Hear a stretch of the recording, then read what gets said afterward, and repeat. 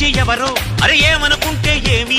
ఈ చెవితోటి విన్నదాన్ని ఆ చెవిలోంచి వదిలేయి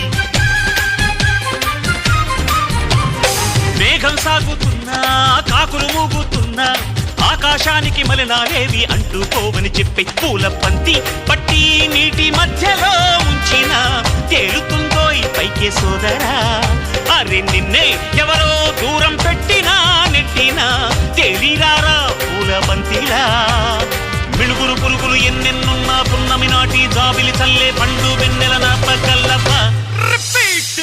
శక్తులన్నీ వచ్చి చేరుకుంటే స్వర్గం విలిసేనయ్యో భూమిపైనే దేవుడా దేవుడా తిరుమల దేవుడా